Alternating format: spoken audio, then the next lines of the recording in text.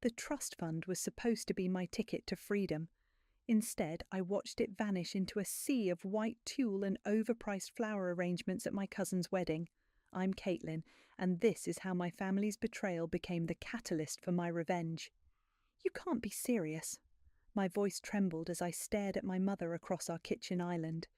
The marble countertop felt cold under my palms, grounding me in a moment that seemed surreal. "Sweetie, you have to understand," Mum said, fidgeting with her coffee mug. "Madeline's wedding is in 3 weeks, and Uncle Zach lost everything in that bad investment. We couldn't let her cancel." "So you decided to cancel my future instead?" The words came out sharp enough to make her flinch. "That money was for my business startup. Grandpa left it specifically for me." "It's just money, Caitlin. Family comes first." I laughed, but there was no humour in it. "Family comes first? Then why am I always last?" The sound of the front door opening interrupted us.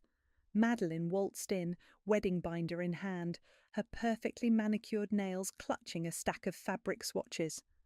Her face lit up when she saw me. "Caitlin, perfect timing. I need your opinion on the table linens for the reception." My stomach churned. She had no idea she was planning her dream wedding with my dreams. "Did you tell her?" I asked Mom, my voice eerily calm. Mum's face paled. "Madeline, sweetheart, maybe we should—" "Tell me what?" Madeline's smile faltered. "That your fancy wedding is being funded by my trust fund, the money Grandpa left me to start my business." I watched the colour drain from her face. "Surprise!" "What?" "No, Dad said he took care of everything." Madeline's voice trailed off as realization dawned. "Well, Uncle Zach certainly took care of it, with my money." The wedding binder slipped from Madeline's hands, scattering papers across the floor. "I had no idea, I swear. Caitlin, I would never—" "Save it." I pushed away from the counter. "I need some air."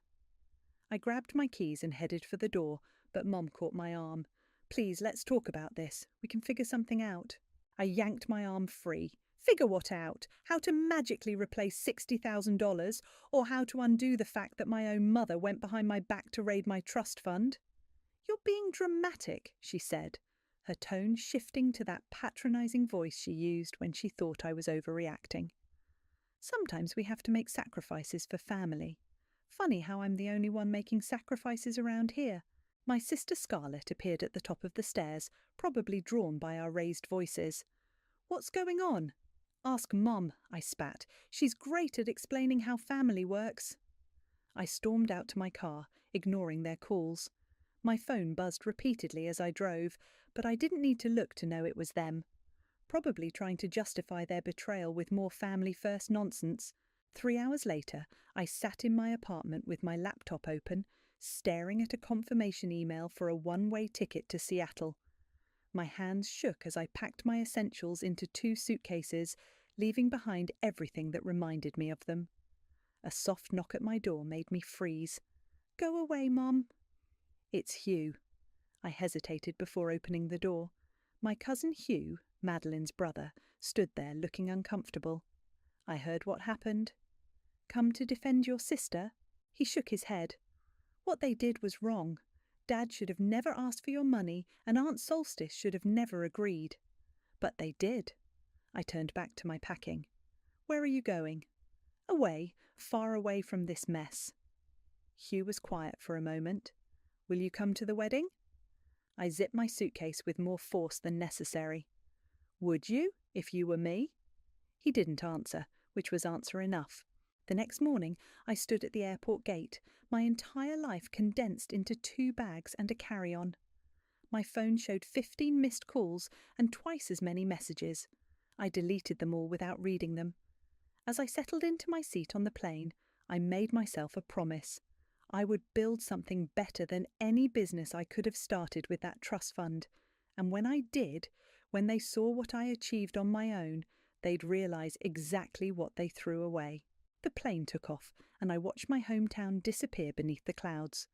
Sometimes the best revenge isn't about getting even, it's about getting ahead.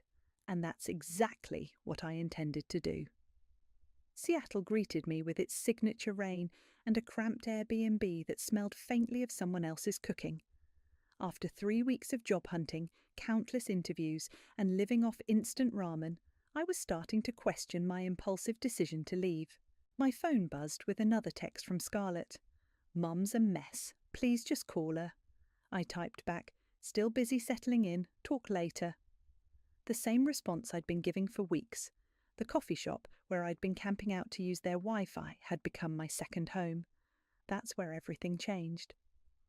"You've been here every day this week," the barista said, sliding my usual Americano across the counter. "Job hunting."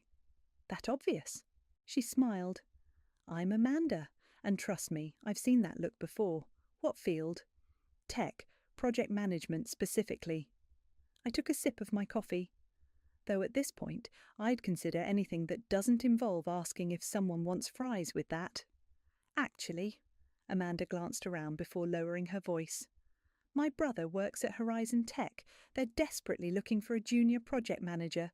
Want me to put in a word?" 2 days later, I sat across from David, the hiring manager at Horizon Tech, trying not to fidget in my carefully chosen interview outfit.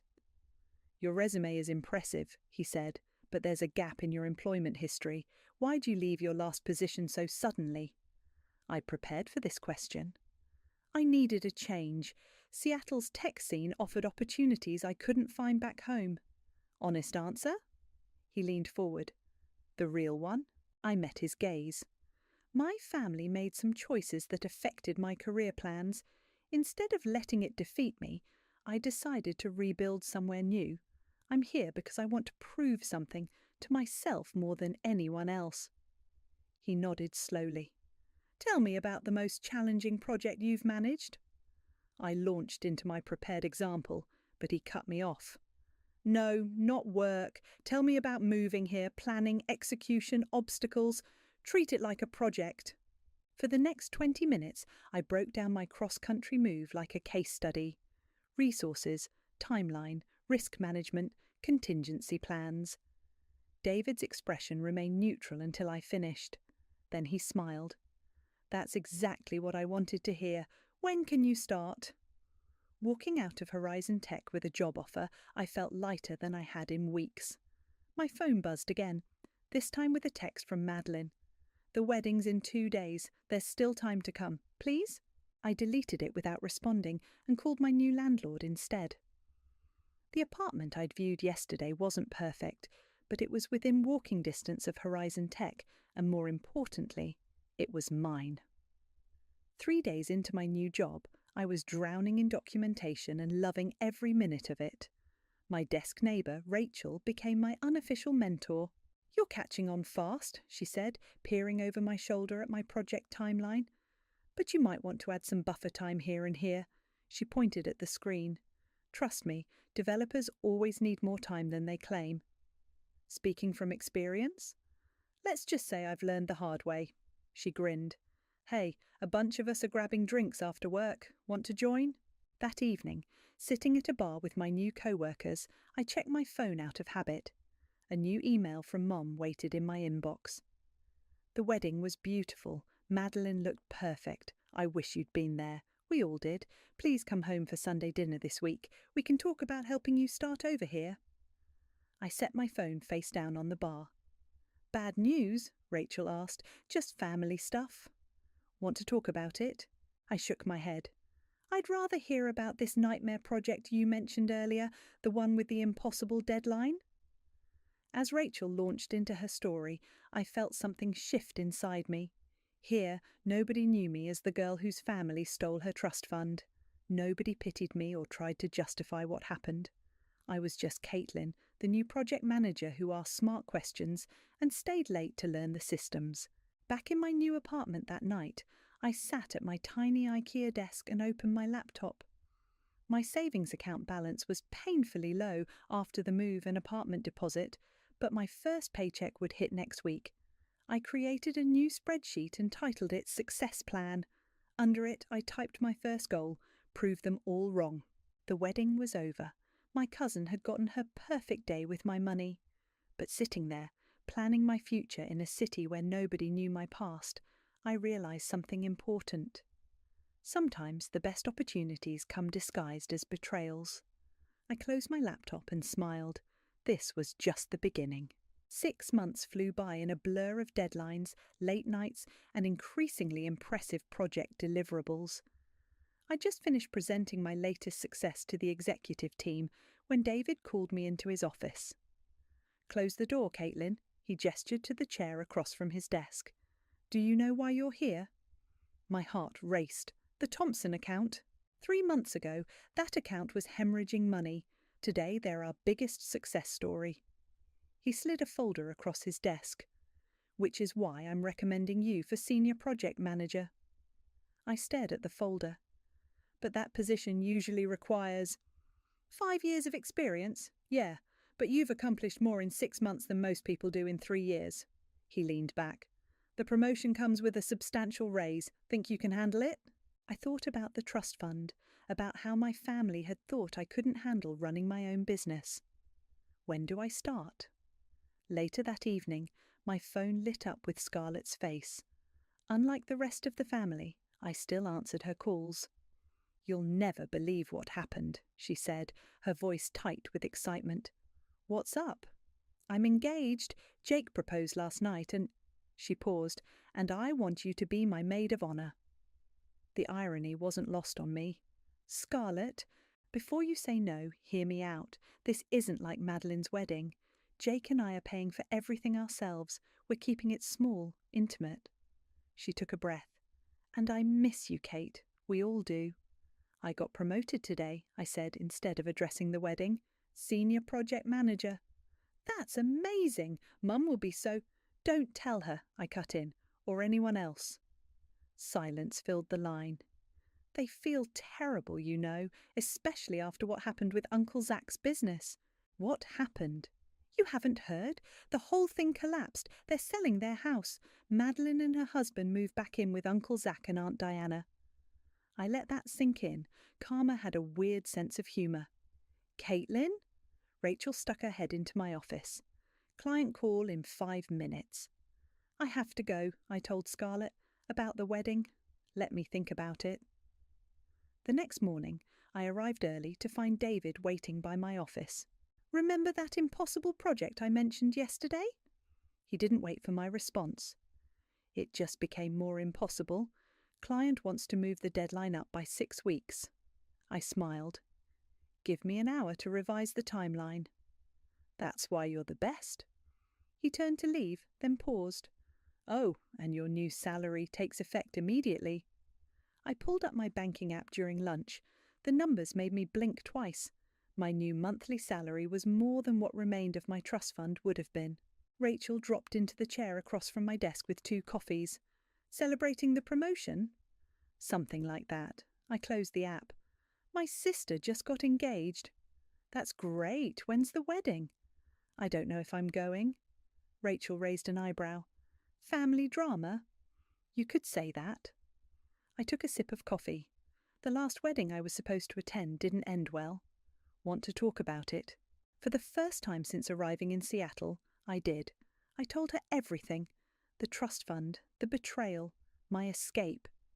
"Damn," she said when I finished. "No wonder you work like you have something to prove." "Is it that obvious?" "Only to someone who recognizes the signs." She smiled. "I did the same thing after my divorce, threw myself into work, avoided anything that reminded me of my ex. It worked until it didn't." "What do you mean?" "At some point you have to decide if you're working this hard for yourself or to prove them wrong. One drives you forward, the other just keeps you angry." Before I could respond, my phone buzzed. A text from an unknown number. "Hey, it's Hugh. Got your number from Scarlett. We need to talk about the family. It's important." I showed Rachel the message. "Looks like the universe is trying to tell you something," she said. "Yeah, that karma's real." I put my phone away. "The family that took my trust fund is in financial trouble. Poetic, right?" Rachel stood, gathering her empty coffee cup. "Just remember, revenge might feel good for a moment, but it doesn't pay your bills or make you happy. Your success here?" She gestured around my office. "That's all you. Don't let them take credit for that, even as motivation." As she left, I looked at Hugh's message again. 6 months ago, I'd fled with nothing but determination and spite. Now I had everything I'd wanted: respect, success, independence. And soon I'd have something even better: the chance to say no when they needed my help. The call from Uncle Zach came on a rainy Tuesday evening, just as I was leaving the office. "Caitlin?" His voice sounded older, more strained than I remembered. "Do you have a minute?" I sat back down at my desk. "I'm surprised you still have my number." "Look, I know I'm probably the last person you want to hear from," he cleared his throat, "but we need your help." "We?" "The family. Things haven't been good since you left." I laughed softly. "And whose fault is that?" "Mine." The admission caught me off guard. I made a terrible mistake with your trust fund, and then I made an even worse one with our family business. I heard about that. I kept my voice neutral. "Scarlett mentioned you're selling the house." "We have to. The bank's foreclosing next month." A pause. Madeline and Tom moved back in. They couldn't afford their rent after everything. "That must be awkward," I said, thinking of their lavish wedding. "All those expensive wedding gifts crammed into your guest room." He ignored the jab. "We need a loan, Caitlin, just enough to keep the house until I can sort things out." "How much?" $50,000. I nearly dropped my phone. "That's less than what you took from me." "I know," his voice cracked. "And I'll spend the rest of my life making it up to you, but right now we're desperate." Rachel appeared in my doorway, coat in hand. She mouthed dinner, but I shook my head. "Why me?" I asked. "Why not ask Mom?" "Solstice." He sighed. "She's not in a position to help. None of us are. But Scarlett mentioned you got a good job in Seattle." "Of course she did. I'll think about it." "Please, Caitlin, we can set up a payment plan." "I said I'll think about it." I hung up before he could respond. Rachel was still waiting. "Everything okay? Remember when we talked about karma?" I grabbed my coat. "Let's get dinner. I need advice." Over Thai food, I told her about the call. She listened without interrupting, using her chopsticks to push rice around her plate. "So," she said finally, "what are you going to do?" Part of me wants to tell them to figure it out themselves. I stabbed at my pad thai. Like I had to. And the other part? Wants to help, then hates myself for wanting to help. My phone buzzed. A text from Madeline. "Uncle Zach told me he called you.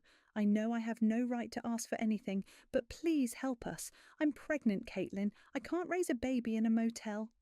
"Wow," Rachel said, reading over my shoulder. "They're really pulling out all the stops." "You think she's lying?" "Does it matter? Either way, it's manipulation." I pushed my food away. "What would you do?" "I'd invite them to visit." She held up a hand when I started to protest. "Hear me out. Right now, they're imagining you in some entry-level job, barely getting by. They're asking for help because they don't know you don't need them anymore. Show them." "You want me to rub my success in their faces?" "I want you to make an informed decision. See them face to face. Let them see what they lost when they betrayed you." She grinned. "Plus your new place is gorgeous. The view alone might give Uncle Zach a heart attack." She had a point. My recent promotion had allowed me to move into a luxury apartment overlooking the city. The rent was more than my parents' mortgage. I picked up my phone and typed, "Come to Seattle this weekend, all of you. We'll talk about the loan in person." The responses came quickly. Mom: "Really? Oh, sweetheart, thank you." Uncle Zach: "We'll be there. Send the address." Madeline: "Thank you, thank you, thank you." Only Hugh's response gave me pause. "Be gentle with them, cousin. They're not the same people who hurt you." I looked at Rachel. "Am I making a mistake?" "Depends on what you want out of this." She signalled for the check. "Revenge, closure, reconciliation." "I want them to understand what they did, what it cost them." I thought about my new office, my view, my success. "I want them to see who I became without them." "Then show them." She handed her card to the waiter. Just remember what I said about working for yourself, not against them. That night, I stood at my floor-to-ceiling windows, looking out at the Seattle skyline. 6 months ago, I'd arrived here broken and angry. Now I was about to face my family from a position of power. I opened my laptop and booked 4 hotel rooms at a modest chain hotel nearby. Not too cheap, not too expensive, just comfortable enough to make what came next feel worse by comparison. The game was about to begin, and this time I held all the cards. The doorman called up exactly at 7. "Miss Caitlin, your family is here." "Send them up." I smoothed my designer dress, 3 months' salary at my old job, pocket change now, and waited. The elevator dinged, and there they were. Mum looked thinner, worry lines creasing her forehead. Uncle Zach's confident swagger had vanished, replaced by stooped shoulders and a grey pallor. Madeline's expensive highlights had grown out, showing mousy brown roots. Hugh hung at the back, watching me carefully. "This is... wow." Mom stepped into my apartment, eyes wide. "Honey, this is incredible." "Nice view," Hugh said quietly. Madeline pressed her hand against the floor-to-ceiling windows. "You can see the whole city from here." "Would anyone like a drink?" I moved to my wine fridge. "I have an excellent Cabernet, though water for you, Madeline, given your condition." She flushed, one hand moving to her still flat stomach. "You heard? You texted me, remember?" I poured the wine, watching their reflections in the window. 3 months along, is it? 2, she mumbled, accepting a water glass. I handed Uncle Zach his wine, noting how his hand trembled slightly. "Shall we sit? We have a lot to discuss." They settled onto my Italian leather sectional, another recent splurge. Mum kept touching things, as if confirming they were real.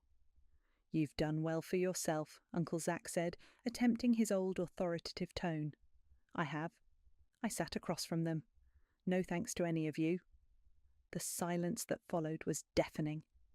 "Caitlin," Mum started, "we know we hurt you." "Do you?" I set my wine down. "Do you know what it's like to start over with nothing? To eat ramen for weeks because you can't afford real food? To wonder if you've made the biggest mistake of your life?" "We never meant," Madeline began, "to steal my trust fund, to destroy my dreams, to betray me." Each question made them flinch. "What exactly didn't you mean to do?" Hugh leaned forward.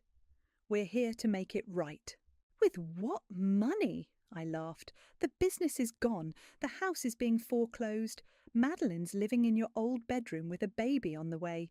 What exactly are you offering?" "Our apology," Mum whispered, "for everything." I stood and walked to the windows, looking out at my city.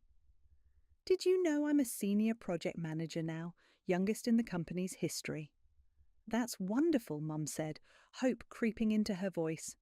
"My salary is triple what that trust fund was worth." I turned to face them. "I did that without your help, without your support, without your belief in me." Uncle Zach set his untouched wine down.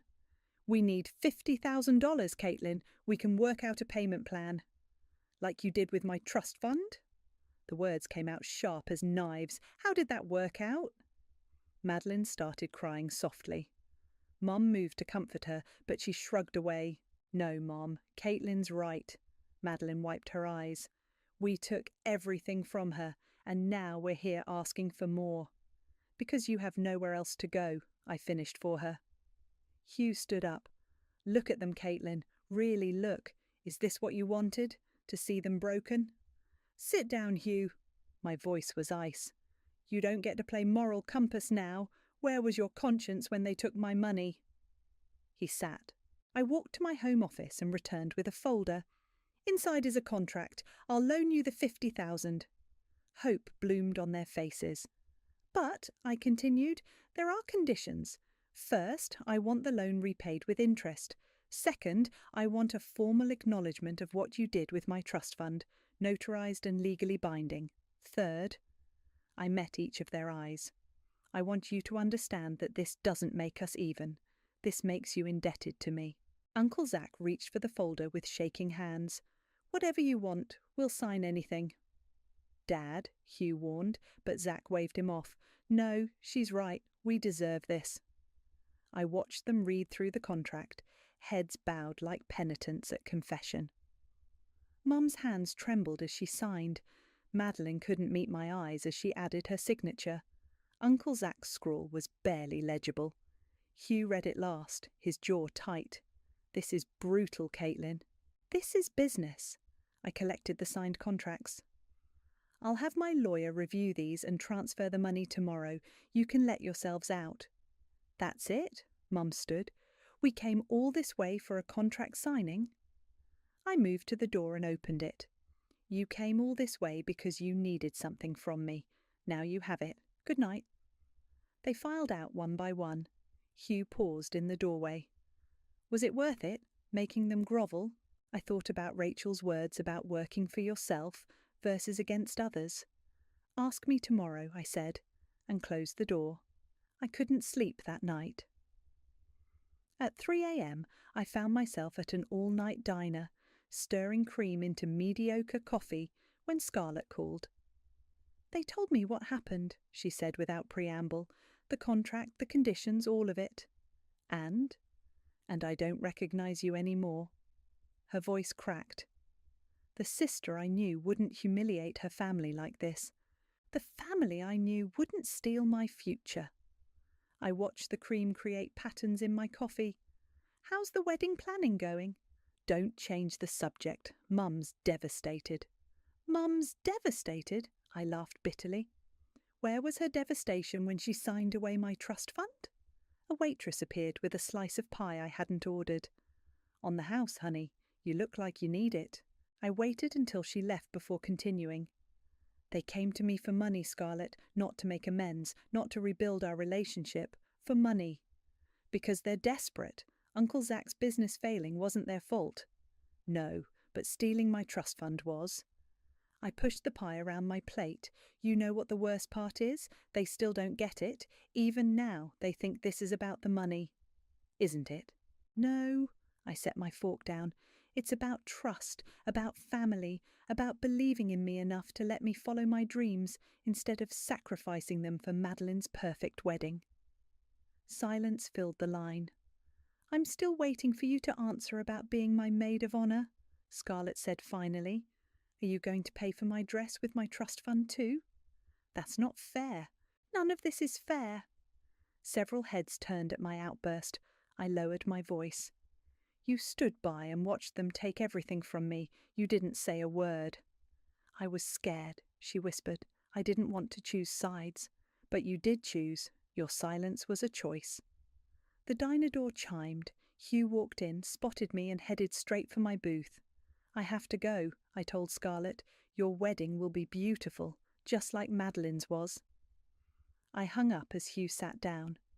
How did you find me? I asked. Followed you. I had a feeling you wouldn't be sleeping. He ordered coffee when the waitress came by. Want to talk about what happened up there? Not particularly. Tough. He doctored his coffee with sugar, because we're going to. There's nothing to discuss. They needed money. I gave them conditions. They agreed. You didn't give them conditions, Caitlin. You gave them a public flogging. I pushed my plate away. They deserved it. Maybe. He leaned back. But is this really who you want to be? The person who kicks people when they're down? Like they kicked me? Yes, exactly like that. His eyes met mine. You're becoming what hurt you, and you're too smart not to see it. The waitress refilled our coffees without asking. Outside, the sky was beginning to lighten. Did you know, Hugh continued, that Madeline tried to cancel the wedding when she found out about the trust fund? Mum and Dad talked her out of it, said it was too late, deposits were paid, it would shame the family. Why are you telling me this? Because you need to understand something. What they did to you was wrong, unforgivable even. But this revenge you're pursuing, it's not hurting them as much as it's hurting you. I thought about my beautiful apartment, empty except for expensive furniture, about my impressive job title that I couldn't share with my family, about the satisfaction I'd felt watching them squirm, and how hollow it felt now. I worked so hard, I said quietly.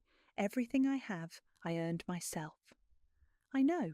Hugh reached across the table and squeezed my hand. And that's amazing. But you did it for the wrong reasons.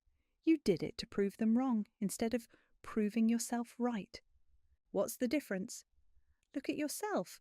Really look. Are you happy, Caitlin, or are you just successful? The question hit harder than I expected. Before I could answer, my phone buzzed with a text from Madeline. I know you hate me, but this baby, I want them to know their aunt, to know the strong, amazing person you are, not the angry one we saw tonight. Please don't let what we did destroy who you really are. Hugh watched me read it. She means it, you know. It's not that simple. It never is. He stood and dropped money on the table for our coffee. But at some point, you have to decide, do you want to keep punishing them, or do you want to start healing? He left me sitting there, watching the sunrise through the diner's grimy windows, wondering when revenge had started feeling less like victory and more like chains. I found my family in the hotel lobby the next morning. They looked up as I approached, faces a mix of hope and apprehension. We need to talk, I said, dropping into an armchair across from them, about last night, about everything. Mum straightened. The contract. Forget the contract. I pulled it from my bag and tore it in half. This isn't about money anymore. Madeline's hand went to her stomach, a gesture I was starting to recognise. What is it about then? Truth. I looked at each of them. I want you to tell me why, not excuses, not justifications, why you really did it. Uncle Zack spoke first. I was desperate. The business was failing, and Madeline's wedding. I convinced myself it was temporary, that I'd pay it back before you ever knew. But you didn't. No. He looked down, and when you found out, I was too ashamed to face it. Mum? She twisted her wedding ring, a nervous habit I remembered from childhood. I thought I was protecting the family, keeping peace. I told myself you were young, that you'd have other opportunities. Her voice cracked. I was wrong, so terribly wrong. Madeline? My cousin wiped tears from her cheeks. I was selfish. When Dad said he'd handle the costs, I didn't ask questions. I didn't want to know, and then when I found out... She met my eyes. I should have cancelled everything. Instead, I let them convince me it was too late. It's never too late to do the right thing, I said quietly. Hugh, who'd been silent until now, leaned forward. Your turn, Caitlin. Tell them the truth about Seattle. They all looked at me expectantly. When I left, I was broken. The words came slowly, not because of the money, but because my family, the people I trusted most, didn't believe in me enough to let me follow my dreams. That's not true, Mum protested, isn't it? You took my trust fund because you didn't think my business would succeed, because Madeline's wedding was more important than my future. No one spoke. So I came here angry, determined to prove you wrong, and I did. I gestured around us. I built everything you saw last night from nothing, but you know what? It feels empty. Because you did it for revenge, Hugh said softly. Because I did it for revenge, I agreed. And now I have everything I thought I wanted, except the one thing that mattered most. What's that? Madeline asked. Family. The word hung in the air. Real family, the kind that believes in each other, supports each other, doesn't betray each other. Uncle Zack stood abruptly. I'll sell my car. It's not much, but it's a start. Sit down. I waited until he did. I'm not finished. Mum reached for my hand, but I pulled back. What you did was wrong. Not just taking the money, but the way you did it. The lies, the justifications, the silence. I took a deep breath. But what I did last night, making you grovel, humiliating you, that was wrong too. You had every right, Madeline said. No, I had reasons but not rights. There's a difference. Hugh smiled slightly. So what now? I pulled out my checkbook. Now, I'm going to help you save the house. No contracts, no conditions. We can't accept, Uncle Zack started. You can and you will. I wrote the check. because that's what family does, but this time we do it right, with honesty, with respect, and with trust that needs to be rebuilt on both sides." Madeline burst into tears. Mum wasn't far behind. "There are conditions," I added, holding the cheque just out of reach. "Not legal ones, but important ones." They waited. "First, we start therapy, family counselling, all of us." I looked at their surprised faces. "Second, we talk about things.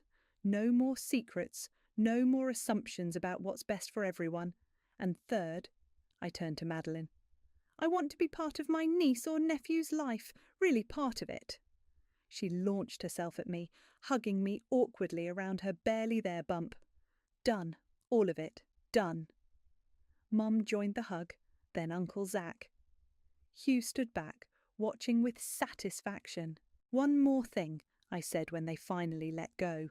I turned to Scarlett, who'd been quietly watching from the hotel entrance. "Yes." "Yes?" She stepped closer. "Yes, I'll be your maid of honour, but I'm picking my own dress this time." She laughed through tears and joined our group hug. As we stood there, holding each other in that hotel lobby, I realised something. Revenge might feel good for a moment, but reconciliation, real, honest, hard-won reconciliation, that feels good forever.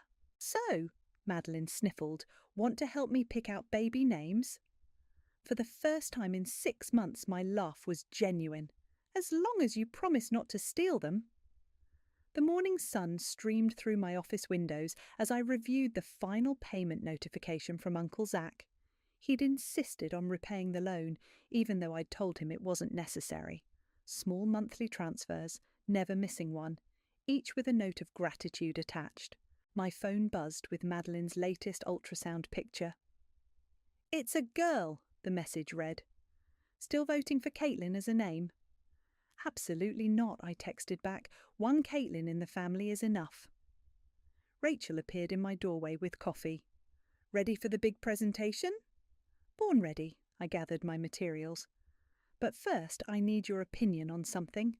I pulled up a business plan on my screen, the same one I'd dreamed of funding with my trust fund, but better. Refined by experience, shaped by everything I'd learned. "A consulting firm?" Rachel leaned closer. "Wait, is this?" "The original dream, version 2.0. I scrolled through the projections. "But this time, I'm doing it right, building it alongside my job here, not rushing in blind." "Have you shown your family?" "Family therapy session tonight." I closed the laptop. Thought I'd bring it up then. The session was held in a warm office with comfortable chairs arranged in a circle. Dr. Martinez had been working with us for 3 months, helping us navigate the rebuilding of trust. "Caitlin," she said as we settled in, "you wanted to share something today." I opened my laptop. "Remember my original business plan? The reason for the trust fund?" Mum tensed visibly. Uncle Zac looked at the floor. "I'm starting it." I turned the screen so they could see. "Not asking for money or support, just telling you, because that's what we do now. We share our dreams." "It's amazing," Scarlett said, scanning the numbers. "But can you manage this in your current job?" "That's the beauty of it. I'm not rushing this time, building slowly, learning from my mistakes and others." I looked at Uncle Zac. "Actually, I could use your advice about what not to do." He looked up, surprised. "You'd trust my business advice after everything?" "You failed. That doesn't erase 30 years of experience." I smiled slightly. "Plus, who better to help me avoid pitfalls than someone who's fallen into them?" Madeline shifted in her chair, one hand on her growing belly. "I want to help too. My marketing degree might be useful." "We could make it a family business," Mum suggested, then quickly added, "Only if you want, of course. No pressure." "Actually," I took a deep breath. "That's kind of what I was hoping for." Dr. Martinez leaned forward. "This is a significant step, Caitlin. Are you sure you're ready to mix family and business again?" "No." I closed my laptop. "But I'm ready to try. With boundaries this time. With contracts that protect everyone. With honest conversations when things get hard. And with a kick-ass business plan. Hugh added, grinning. After the session, we gathered at my apartment. Mum brought dinner, her famous lasagna that I'd missed more than I'd admitted. As we ate, the conversation flowed naturally between wedding plans, baby names, and business strategies. "I have something for you," Uncle Zack said, pulling out an envelope. "The final loan payment plus interest." I pushed it back. "Keep it. Invest it in the new business instead." "Caitlin, I mean it." I looked around the table. What happened with the trust fund? It broke us, but it also made us stronger, made me stronger. I needed to prove myself, and I did. Now I need to prove I can trust again. Madeline raised her water glass. "To new beginnings?" "To family," I corrected, raising mine. "The kind that learns from mistakes instead of hiding from them." Later, as they were leaving, Mum lingered behind. "I'm proud of you," she said. "Not for the success or the money, for this." She gestured around. "For finding a way back to us. Even though I made it as difficult as possible. Especially then." She hugged me. "Because you did it your way, on your terms. That's the daughter I raised." After they left, I stood at my windows, looking out at the city that had given me refuge when I needed it most. My phone buzzed with a text from Rachel. "How'd it go?" I typed back, "Better than revenge." On my desk, the business plan waited. But now it wasn't just my dream anymore. It was a bridge, connecting who I'd been with who I'd become, connecting my family's past mistakes with our future possibilities. The sun set over Seattle, painting the sky in colours of hope. Sometimes the best revenge isn't revenge at all. Sometimes it's finding the strength to build something new from the ashes of what was broken. And sometimes, if you're lucky, you build something better than you ever imagined possible.